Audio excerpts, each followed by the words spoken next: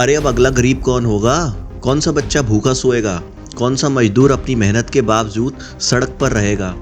दिल्ली में, मुंबई में या किसी छोटे से गांव में जहां अमीरी और गरीबी की खाई इतनी चौड़ी है कि एक ही देश में अलग अलग दुनिया बसती है। दुनिया भर में लोग बराबरी की बात कर रहे हैं, लेकिन हमारे यहाँ एक तरफ आसमान छूती इमारतें, लग्जरी कारें और मॉल्स की चकाचौंध, और दूसरी तरफ झुग्गी झोपड़ियाँ, भूखे बच्चे और टूटी फूटी सड़कों पर जिंदगी बसर करते लोग। हर दिन कोई ना कोई गरीब अपने बच्चों को स्कूल भेजने के लिए कर्ज ले रहा है। कोई मजदूर 12 घंटे पसीना बहाता है लेकिन 2 वक्त की रोटी नहीं जुटा पाता। फिर भी हम चिल्लाते हैं कि हमारा भारत चमक रहा है। अरे कौन सा भारत? वो जो 1% अमीरों का है या वो जो 70% गरीबों का है? क्या कभी हम लोगों ने सवाल उठाया कि आखिर क्यों इस देश में 80 करोड़ लोगों को सरकार राशन बांट रही है? राशन बांटना बुरी बात नहीं है, सवाल ये है कि क्या इस देश के ये हालात है कि 80 करोड़ लोग इस हालात में जी रहे हैं कि अगर सरकार ने उन्हें एक वक्त का राशन नहीं दिया तो वो भूख से मर जाएंगे।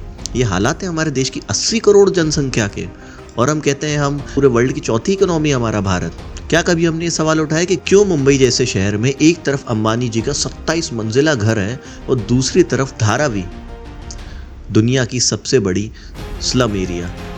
क्यों हमारे गांव में लोग आज भी मिट्टी के घरों में रहते हैं, बिना बिजली और बिना पानी के? क्यों हमारे बच्चे कुपोषण का शिकार हैं जबकि गोदामों में अनाज सड़ रहा होता है? पंजाब से लेकर केरल तक, गुजरात से लेकर बिहार तक, हर जगह यही हाल है। शहरों में अमीरों के लिए मॉल्स, मल्टीप्लेक्स और मर्सिडीज, लेकिन गरीबों के लिए बस टूटी सड़कें, गंदा पानी और भ्रष्ट राशन की दुकानें। गाँव में किसान कर्ज में डूबकर आत्महत्या कर रहे हैं क्योंकि उनकी फसल का दाम बाजार में कुत्ते की पूंछ जितना भी नहीं है।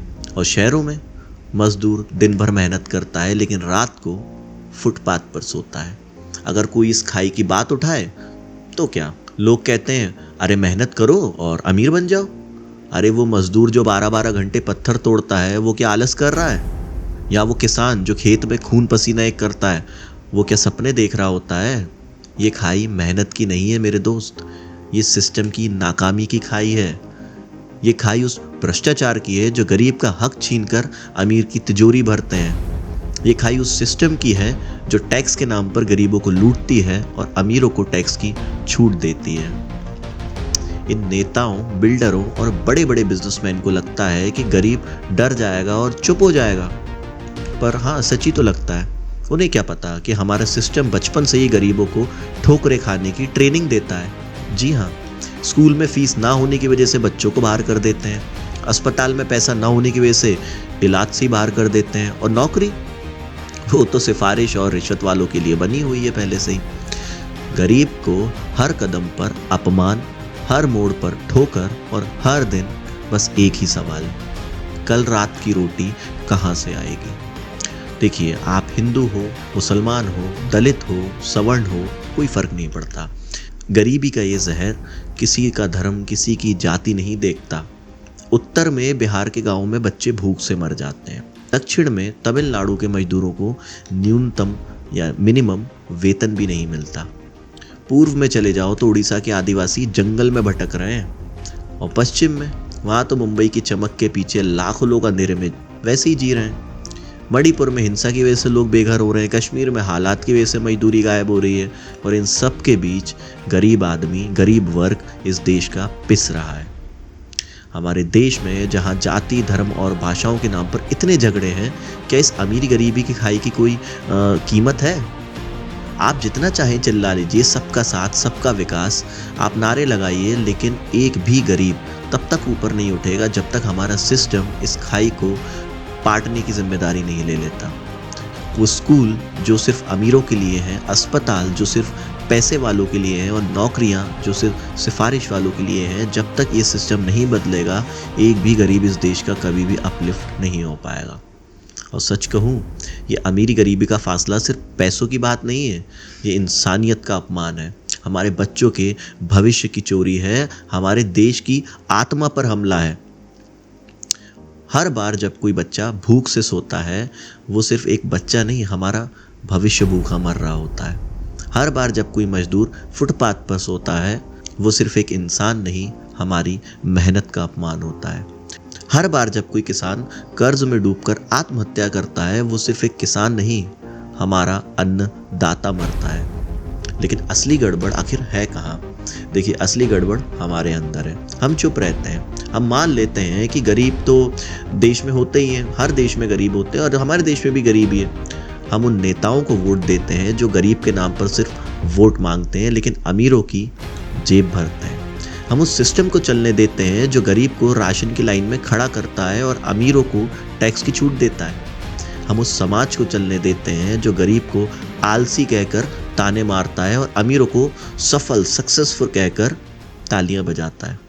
ज़रा सोचिए, अगर हमारा सिस्टम ऐसा होता जो हर इंसान को बराबर मौका देता, अगर हमारी सरकार ऐसी होती जो गरीबों के लिए स्कूल, अस्पताल और नौकरियां बनाती, अगर हमारा समाज ऐसा होता जो मेहनत को इज्जत देता, ना कि हमारी और आपकी जेब को, हमारे बैंक अकाउंट को, तो क्या हम आज इस हालातों के लिए लड़ रहे होते हैं? अगर हमारे स्कूलों में गरीब बच्चे भी पढ़ पाते, अगर हमारे अस्पतालों में हर मरीज को इलाज मिलता, अगर हमारे सिस्टम में भ्रष्टाचार ना होता, तो क्या हमारे लोग कभी भूखे मरते? क्या हमारे मजदूर फुटपाथ पर सोते? क्या हमारे किसान आत्महत्या करते? और हाँ, ये सिर्फ गरीबी की बात नहीं है, ये हर उस बच्चे की बात है जो स्कूल ना जाकर मजदूरी करता है। ये हर उस माँ की बात है जो अपने बच्चों को भूखा देखती है।